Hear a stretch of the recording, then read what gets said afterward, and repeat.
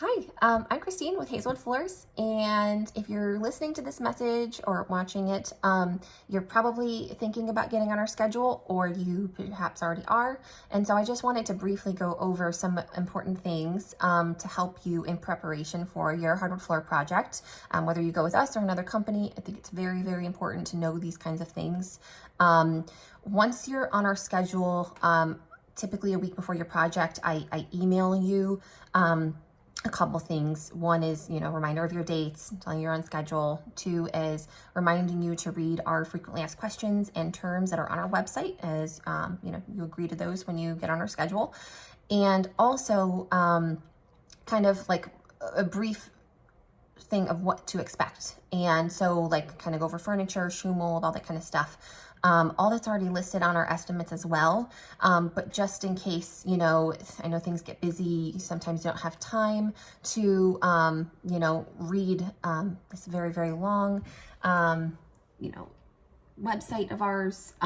So it kind of goes over everything you could possibly know. But sometimes you don't need to go over those kinds of things. So not everybody does an install, not everybody does, certain things. So I just want to briefly go over how long your project will take. So that depends on your project, your square footage, what's happening. If we estimate, we think it's going to take 4 to 5 days. Sometimes it could take 3. Sometimes it could take more than that. Sometimes it could go over a whole week. It kind of just depends on the project and what's happening. Some circumstances change. If we're doing an install and we notice, hey, you got joists that are rotting or termite damage, or just kind of things could always happen. So when we give you that estimate time, that's kind of what we believe it will take unless something happens. So we try to be as accurate as we possibly can, which is why we have Craig go out and do the estimates, as he is the best and notices pretty much everything.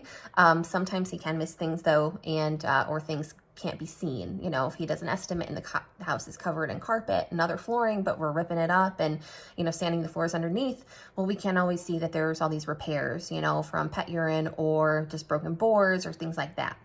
So things always kind of sometimes pop up. Sometimes it's really cut and dry and it kind of just flows and goes on schedule.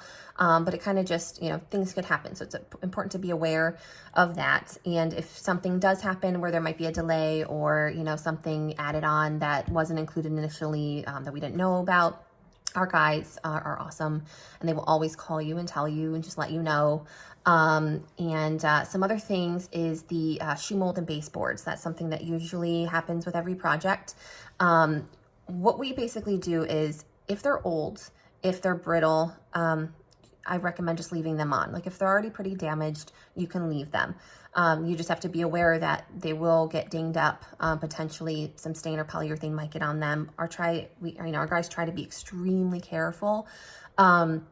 However, if you opt to not remove those, it could get damaged. If they have been basically brand new, painted already, we do recommend, if they're in good condition, we do recommend that you remove those, and we can remove them for you. If you have shoe mold, or if you don't have shoe mold and you just have baseboards, we can remove those as well, and we will reinstall them for you as well. We caulk and putty, the nail holes and all that kind of stuff to make it seamless. And it's not a necessity. So if you're planning to paint them, if, they're not in the greatest shape, if they're, stained wood right now and you're going to paint everything white and modernize it up, you can leave those on. It's totally your preference. You don't have to do it. We just kind of offer it as an option so that you don't have to, it's one less thing to deal with. So if you don't want to do any touch-up painting or anything like that, then you can have us remove it.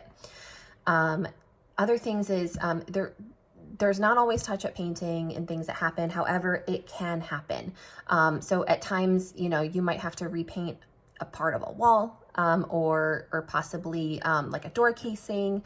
Kind of depends on what the project is, and if it's a super tight space and, our machines can't really get in there, just kind of be prepared, like, for that, that it could happen. It usually doesn't, but it is possible. So it's important, if somebody tells you that, oh no, you're not going to have to do anything, after we're done, well, they're lying. They're not being truthful. And, it's important to understand that, especially if you're choosing a stain color, whether it's, you know, we're staining treads or steps, and, you know, some might get on the risers if they're white. If we're staining, you know, super black, like dark wood, and, you know, you have painted white baseboards, like it could happen where a little bit gets on there. What else you can do to prepare for arrival is the appliances. So if we're sanding your kitchen, it's very important that the appliances be removed. You don't have to, however, you are liable if they get damaged. Our machines are very, very heavy duty.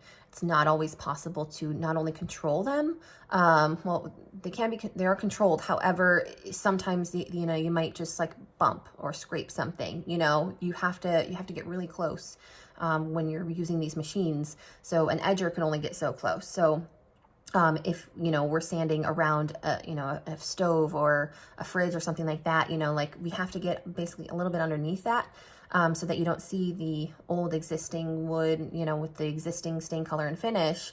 You know, if you want that to be seamless, you have to, you know, remove those, especially if you plan to redo your kitchen someday, or let's say perhaps you want to just get a new fridge someday, and maybe the one you have right now is pretty small, but there's room for a bigger one. So what do? That's why we recommend also removing those, because then we can sand underneath, you know, all the appliances, just in case, you know, you ever get new appliances that might be slightly less wide, so that, you know, if you have even that little tiny strip of a difference between your new stove and your old stove, you know, you're going to see that unfinished wood. And that would really stink to have to go back and just refinish part of your, you know, just this little tiny piece of floor. So that's basically what it is, you know, for appliances. We always recommend removing them if you don't want to risk getting them damaged, or if you want your floor underneath to match. And one of the other main things is people ask about is dust. So everybody says they're dustless. Basically everybody else says they're 99% dustless, because it's impossible to control dust. All of our machines are hooked up to, you know, vacuums, very commercial, heavy duty vacuums. We also vacuum, you know, before and after every step that we take. They vacuum constantly before we leave, before we apply the final coat.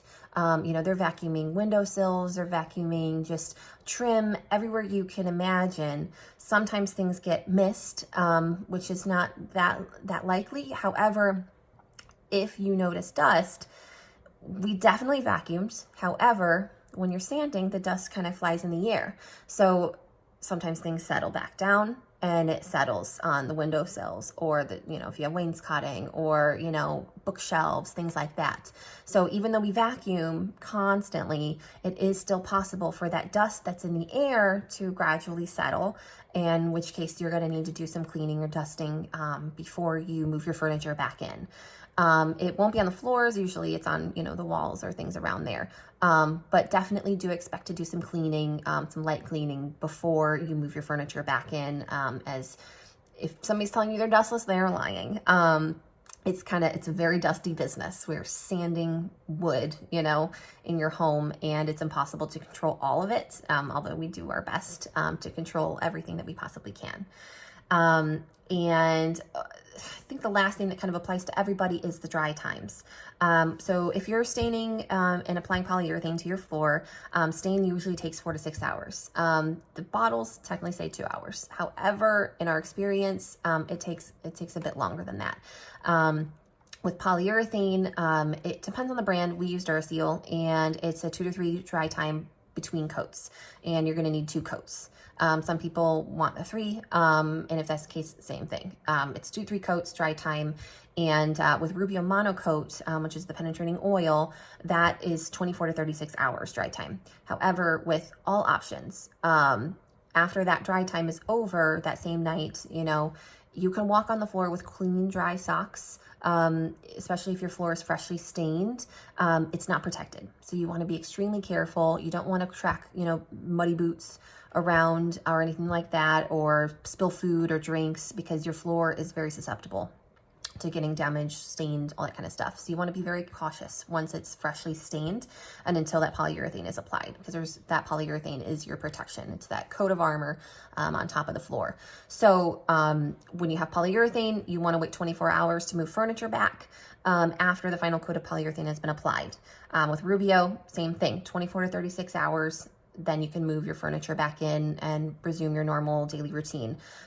With Rubio, however, it's dry to the touch immediately after it's been applied. So if you're doing your whole house and you just need to kind of walk, you know, across a small area to get upstairs to your carpeted area to go to sleep that night, it's totally fine. You kind of just want to touch it, test it, make sure nothing's getting in your hands or anything like that, and then walk across briefly with clean, dry socks. And so that's basically it. Everything else, I think it changes per job. So those are the things that kind of are applied to every single job. And if you have any questions, feel free to call or email. And thank you for watching this video.